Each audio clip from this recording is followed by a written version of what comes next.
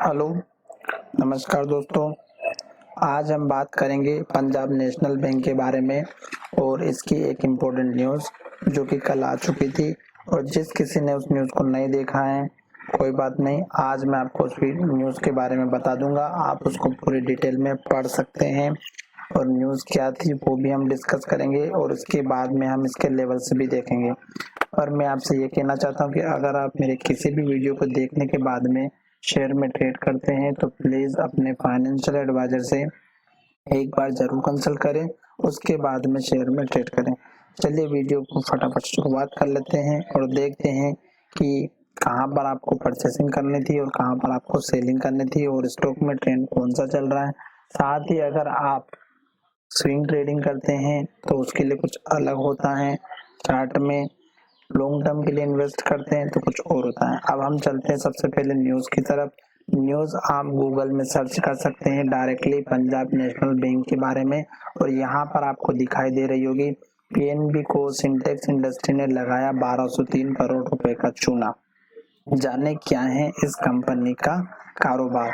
तो syntax company आप सभी जानते होंगे, जो पानी की जो टंकियां बनाती हैं उसके द्वारा वो फेमस हुई थी। धीरे धीरे इसने बहुत सारे सेक्टर में काम चालू कर दिया था। अब यहाँ पर हम उसी की डिटेल देख लेते हैं, थोड़ा सा जो न्यूज आई है उसी के बारे में। केवल ये मैं आपको वही चीज बता रहा हूँ जो मीडिया के पास में आता है या फिर हमारे पास में न्यूज पर आती है।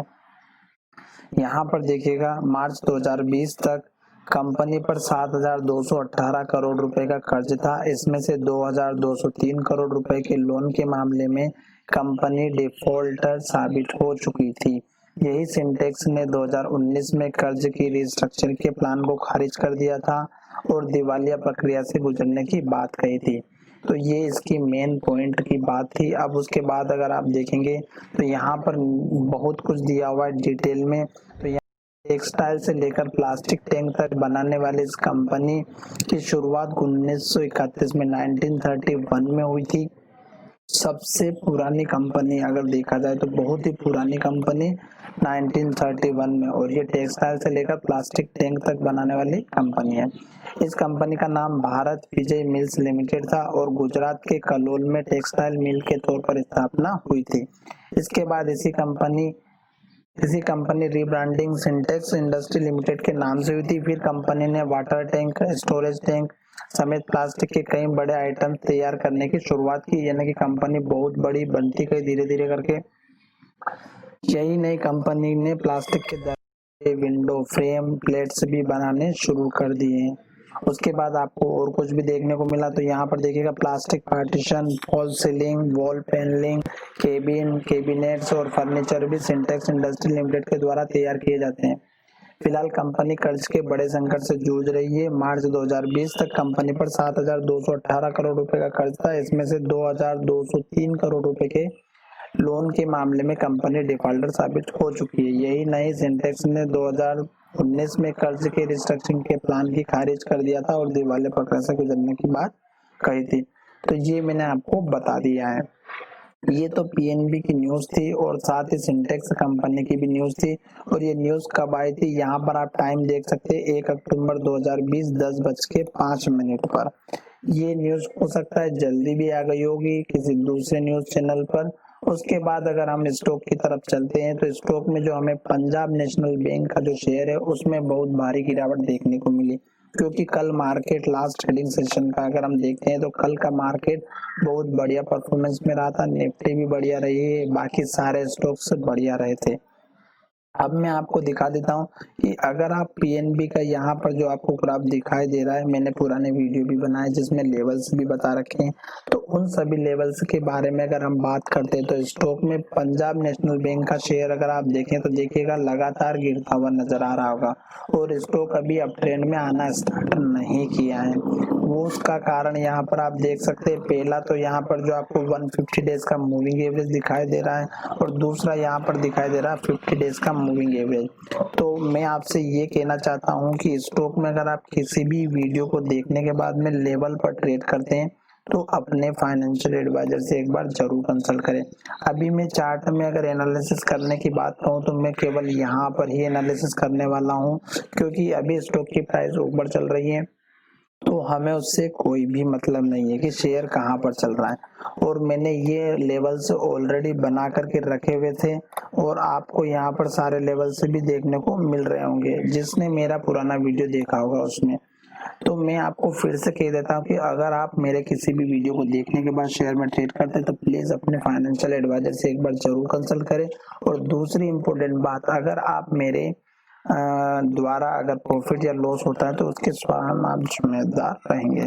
अब मैं आपको बताने वाला हूँ कि स्टॉक अपने पुराने सपोर्ट के पास में आ चुका है, यानी कि इस कैंडल के हाई के पास में अगर आप देखेंगे तो स्टॉक ने हो सकता है यहाँ पर सपोर्ट लिया हो। कल के दिन में स्टॉक में बैंक के सारे सेक्टर लगभग सभी ऊपर थे और हाई के पास में क्लोजिंग दी, पर ये स्टॉक ऐसा था जहां से इसने ओपनिंग की, स्टॉक बहुत ऊपर गया, फिर स्टॉक में वहीं जाकर के क्लोजिंग दे दी अपने लो के पास में या फिर जहां पर इसने ओपनिंग की थी।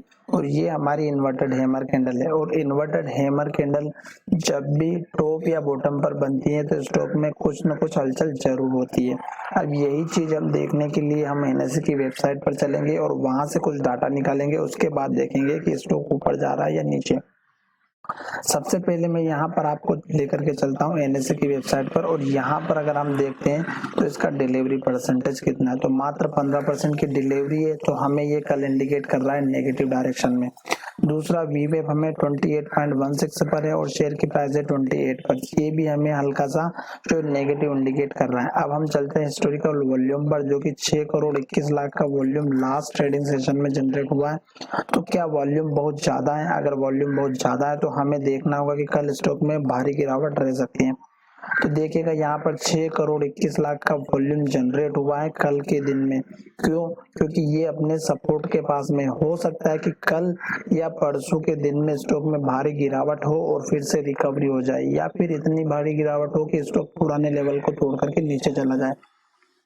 अगर यहाँ पर देखते हैं तो पूरे एक महीने का यहाँ पर जो है डाटा लिया गया है वॉल्यूम का, और लास्ट ट्रेडिंग सेशन में ही केवल सबसे ज्यादा वॉल्यूम आया है। और एक वॉल्यूम एक ऐसा पॉइंट होता है जो सारे इंडिकेटर भी अगर फेल हो जाते हैं तो वॉल्यूम कभी भी फेल नहीं होता है, इसलिए लोग वॉल्यूम को सबसे ज्यादा इम्पोर्टेंस देते हैं। इसका मतलब ये नहीं हुआ कि कल स्टॉक बढ़ेगा या घटेगा। स्टॉक का ये मतलब हुआ कि या तो वो सपोर्ट पर खड़ा है या फिर वो रेजिस्टेंस पर खड़ा है, और उसके बाद क्या हलचल होगी वो आपको नेक्स्ट टाइम देखने को मिलेगी। अब मैं आपको फिर से ग्राफ की तरफ लेकर के आया हूँ और यहाँ पर हमारी इन्वर्टेड हैमर बनी है और इन्वर्टेड हैमर डाउन में बनी है, तो ये चांस तो बहुत कम रहते हैं कि स्टॉक इसके ऊपर चले जाए। और यहाँ पर अगर हम इन्वर्टेड हैमर का मान करके चलते हैं तो स्टॉक कल कुछ भी कर सकता है, या तो ऊपर भी जा सकता है या नीचे पर। चांस ज्यादा कहाँ के दिखाई दे रहे हैं? चांस कल दिखाई दे रहे हैं नीचे के, क्योंकि इसने लो के पास क्लोजिंग की है। और दूसरी बात, यहाँ पर ये एक रेंज है हमारी सपोर्ट की, जो कि इस कैंडल के लो से लेकर के इस कैंडल के हाई के बीच में है। वो है हमारी 27.65 रुपए से लेकर के हमारी है 26.30 रुपए, यानी कि 26 और 27 रुपए के बीच में एक हमारी सपोर्ट की रेंज है। कल के दिन में स्टॉक में गिरावट अगर रहती है तो इस कैंडल के लो के बाद में जैसे 27.70 रुपए का लो टूटता है तो आपको पहला टारगेट रखना है इस कैंडल का हाई, जो कि 26.90 का है, और दूसरा रखना है आपको इस कैंडल का लो जो कि 26.45 का। ये दो लेवल रहेंगे और तीसरा लेवल रहेगा आपका 26.30 का। तो ये तीन लेवल रहेंगे। उसके बाद स्टॉक ऊपर जाता है या नीचे जाता है मैं आपको वीडियो के माध्यम से बता दूंगा, क्योंकि यहाँ पर भी देखिएगा स्टॉक ने लगभग 1 वीक से ज्यादा यहाँ पर ट्रेड किया था। स्टॉक इसी रेंज के अंदर घूम रहा था और स्टॉक ने फिर यहाँ पर फिर से वही इन्वर्टेड हैमर टाइप से कैंडल बनाई और फिर हाई ब्रेक किया और स्टॉक ऊपर चला गया। यहाँ पर भी वही सिचुएशन बन रही है कि स्टॉक यहाँ पर आ चुका है और स्टॉक ने इतने दिनों तक यहाँ पर ट्रेड किया। अब कल अगर इसका हाई ब्रेक होता है ऊपर की तरफ तो स्टॉक में पहला टारगेट आपको रखना है इस कैंडल का हाई, जो कि 30 रुपए के आसपास का रहेगा। और दूसरी बात, स्टॉक का दूसरा लेवल रहेगा इस कैंडल का लो, जो कि हमारा 31.25 का।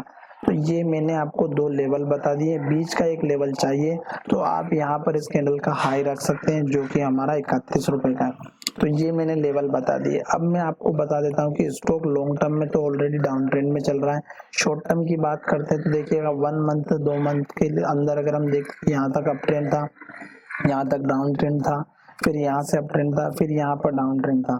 अब अगर स्टॉक नीचे इसी लेवल को तोड़ देता है जो कि हमारा यहाँ पर दिखाई दे रहा है 26 रुपए 30 पैसे का, तो स्टॉक में फिर भारी गिरावट आएगी और स्टॉक फिर नीचे जाएगा। अब मैं आपको बताने वाला हूँ कि स्टॉक अगर यहाँ से रिवर्सल लेकर के ऊपर जाता तो पहला टारगेट आपको ये रखना है, दूसरा टारगेट इस कैंडल का हाई रखना है, तीसरा टारगेट आपको इस कैंडल के लो से लेकर के इस कैंडल के लो तक रखना है। और उसके बाद स्टॉक में मुझे नहीं लग रहा कि अप ट्रेंड देखने को मिलेगा। अगर स्टॉक यहाँ तक ही जाता है तो दूसरी बात यहाँ पर देखिएगा कि आपको 50 डेज का और 150 डेज का जो मूविंग एवरेज दिख रहा है वो ऊपर चल रहा है, तो शेयर की प्राइस नीचे है और स्टॉक ऊपर है। तो ये भी हमें कंफर्मेशन कर रहा है कि स्टॉक अभी डाउन ट्रेंड में ही चल रहा है। कल के दिन में बहुत सतर्कता से आपको काम करना है, कल कुछ भी हो सकता है। और अगर कल मार्केट नेगेटिव रहती है हल्की से भी तो स्टॉक में इसी स्टॉक में भारी गिरावट रह सकती है। चलिए वीडियो को यही विराम देते हैं। मुझे लगता है कि आपको वीडियो बहुत समझ में आ गया होगा और मैं आपको लेवल्स भी दिखा देता हूँ। फिर से एक बार ट्रेंड का समझा देता हूँ कि स्टॉक ने यहाँ पर ये जो लो बनाया, इस लो को तोड़ करके नया लो बनाया, फिर स्टॉक ने तोड़ करके ये लो बनाया और अब अगर ये लो टूट जाता है तो स्टॉक में फिर गिरावट आएगी और यहाँ के बाद में मुझे नहीं लगता कि ये सपोर्ट लेवल रुकेगा। स्टॉक इसके ऊपर भी जा सकता है, स्टॉक इसके नीचे भी जा सकता है, डिपेंड करता है कैंडल के ऊपर और कंपनी के फंडामेंटल के ऊपर। चलिए वीडियो को यही विराम देते हैं। मुझे लगता है कि वीडियो बहुत बढ़िया बना है, आपको वीडियो में बहुत कुछ सीखने को मिलेगा। और ऊपर के लेवल की बात करते हैं तो अगर आप लेना ही चाहते हैं तो इस लेवल को ब्रेकआउट होने का वेट करिएगा लॉन्ग टर्म में, या फिर कम से कम 50 डेज या 150 डेज या 200 डेज के मूविंग एवरेज के ऊपर ही बाय करिएगा। धन्यवाद, मिलेंगे नए वीडियो में।